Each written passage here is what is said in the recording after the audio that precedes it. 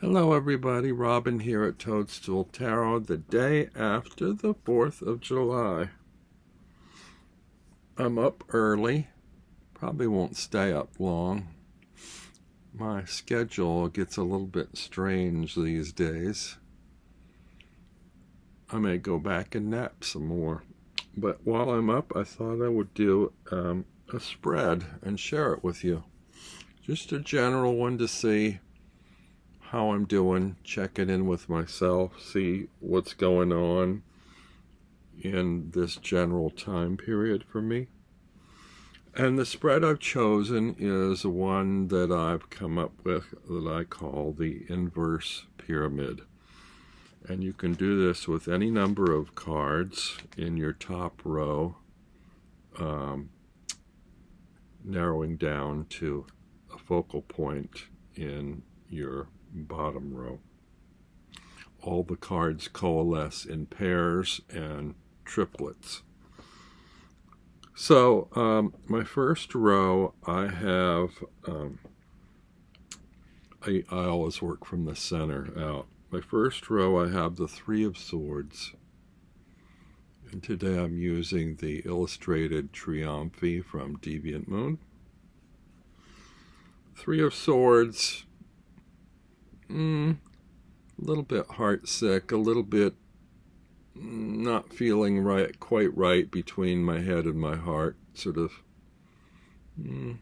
emotionally uncertain, a little uncomfortable,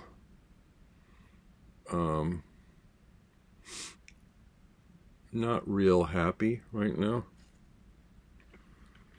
This is surrounded by, on the left, the Lovers, which I think I might know what this is about.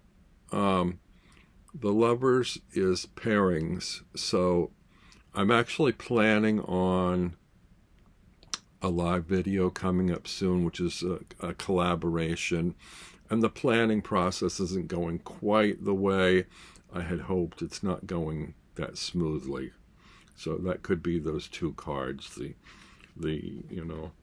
the collaboration and the Three of Hearts. It's not terrible. I might just have to rethink my thinking and planning, but it's not going the way I had hoped, as smoothly as I had hoped. And it's a little distressing, but I think the distress is more in my head than my heart, really. The next card in the top row is the Page of Cups. And for me, this can have to do with my diet, which is up and down, changes all the time. Sometimes I go on a good spell, other times I go on a binge. As with cups, it seems to be emotionally related, so if I'm not like on an even keel emotionally, I may overindulge. Excuse me. And so we have this trio of the Lovers, the Three of Swords, and the Page of Cups. This may be me swallowing my feelings. So the way I'm reading this is I'm sensing some discontent over my preferred planning in these partnerships. It's not going as smoothly as I'd like. It's a little uncomfortable, emotionally uncomfortable. And so I am perhaps acting out in a way by swallowing my feelings or consuming things in my diet that aren't the best for me. You know, that's the way I've been dealing with this, I guess. The second row, we start with the Nine of Swords, which is the Nightmare card. And we have next to that the Sun. And this is not the happiest little Sun card in decks. Again, sort of partnership. Now, generally the Sun is sort of a happy choice or happy pairing. This one seems not the most pleasant, not the most comfortable, not the easiest circumstance. So I have, again, this kind of refers back to that first row, and it looks to me like my planning is not going the best. It's a little uncomfortable.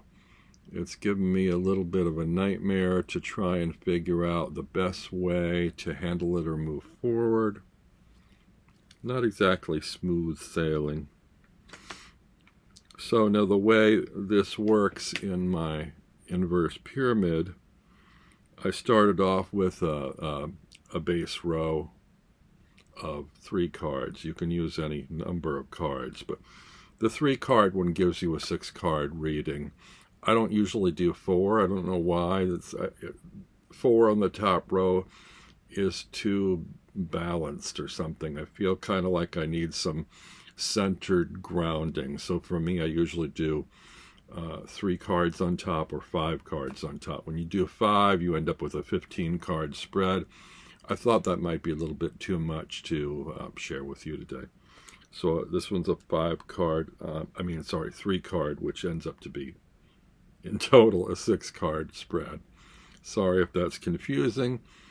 I wish I had a capability to switch between face on and camera down so you could see the spread a little bit easier. So now the way this works, I'm on my second row, the 2 cards, and you relate the 2 cards to one another, as I just did. Then you also relate them to the cards above them. So you have a kind of a trio there. So on the second row, my first card is the 9 of Swords, the Nightmare card. And the cards above it are the Lovers and the 3 of Swords. So that's kind of how that goes. So now I compare this card to this card to this card in pairings, and then the 3 of them together. And I think this just kind of expands more on what I've already started in the reading. The 9 of Swords, it's kind of becoming a little bit of a nightmare, a little mentally overwhelming in terms of relating to this pairing planning, and my head and my heart thinking about the pairing planning. So this unpleasantness is just, not so great. Then on the other side, we've got the heartache, the acting out with food, swallowing my feelings, and the unpleasant sunny day. You know, we've been having sunny days that are quite warm and not the most comfortable. I'm not a big summer person myself. But again, we have that kind of echo of not an easy pairing or some difficulty in terms of my approach to this situation. And that is causing me some discomfort, which is also affecting my diet and the way I handle my emotions. Okay.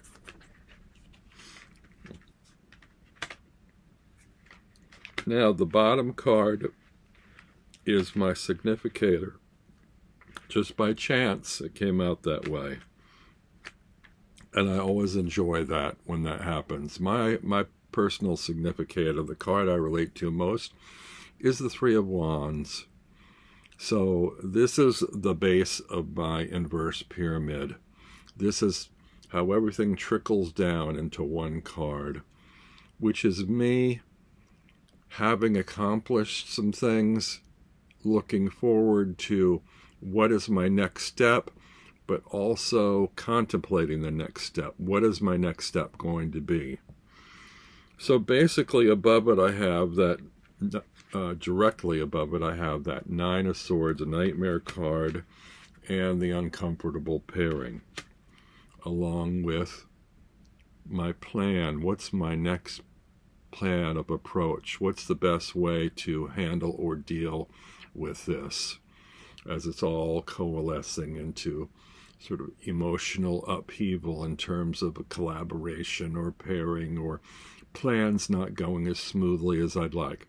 And it has me pausing to consider all this. What's my next step going to be? So this reading doesn't really answer that. It indicates where I'm at. It indicates that I'm experiencing some manner of distress that also has some bearing on my sleep patterns, my eating patterns, my diet, my health, that kind of thing. Not in a major way, but I can sense it if I look at the spread. It's not totally happy, totally ecstatic, totally comfortable. And so I decided to draw an additional card because this is often me. It's like, as far as I've gotten, I'm happy, I'm content, I'm satisfied with what I've accomplished. But moving forward, there's uncertainty. What am I going to do? How am I going to do this? You know, should I just sit here and ponder? I have to do something to move forward. How am I going to go about dealing with all of this? So I drew an additional card. And this one I got the Four of Cups, which kind of echoes this card in a way. Both of them are just kind of sitting there, pining away, trying to decide what move to make now. But in this one, we have the emphasis of the cups is tied up in emotions. So in this one, we had the wands, which is passion. This is emotions. So I need to investigate my passion, how to work with my passions moving forward, and also how this affects my emotions and where my focus is, because you see there's an opportunity, potential opportunity being offered here that I'm so tied up in my emotions that I'm not aware of it. Or perhaps there's a solution that I'm not thinking of because I'm in this nightmare, heartache, or whatever of this collaboration, that I'm so focused on that I'm not aware of this solution here. That pretty much is, I think that's a pretty good reading for those cards. And so I need to find a way to kind of bring more awareness to resolving that issue of emotions and a plan to move forward. Now, just for the heck of it, I'm going to, sometimes if I'm uncertain or I want to see the mode of movement forward, I'll draw additional cards until I reach something that feels like a solution or that feels right. So next card is the Hierophant, which is interesting. So the card above it was the Four of Cups. These are extra cards outside of the reading, additional cards. Four of Cups where I'm not recognizing some solution or opportunity being offered to me. And here I have the Hierophant, which usually is some mode of external guidance for me. So I may need to confer with others, perhaps the people I'm thinking about collaborating with, or perhaps an outside party, somebody with more objectivity removed from the situation, a friend or confidant, perhaps, somebody to talk to about the situation, and they may be able to offer me some objective advice. I'm going to keep going. We have the King of Coins. This looks like a good ending card. It's satisfying. It's here, this king has got a coin in one hand and a little doll in the other, and he's smiley. So I think there's this degree of satisfaction Things, you know, the cream rises to the top, the king. You know, he's got what he needs. He is moving forward. He's walking forward. So I think, and he's got kind of like this little security doll here. So I think what this is probably telling me is opportunities or things that I'm not quite yet aware of. I may need to confer with others or some mode of wisdom, some advice coming to me through the Hierophant in order to arrive at that perfect solution that will make me feel secure, will let me have what I want, and will give me a direction to move forward. So I'm curious to what you think about my particular reading of this, and if you like the idea of this kind of spread, the inverse pyramid. And I tend to generally read open readings, relationships between all the cards, not generally past, present, future, or other kinds of things. I just lay them all out there like a tableau and then look at the relations in an open manner. So I'm curious of what you think, and I will see you all again soon. Thanks for spending a little time with me on this spread.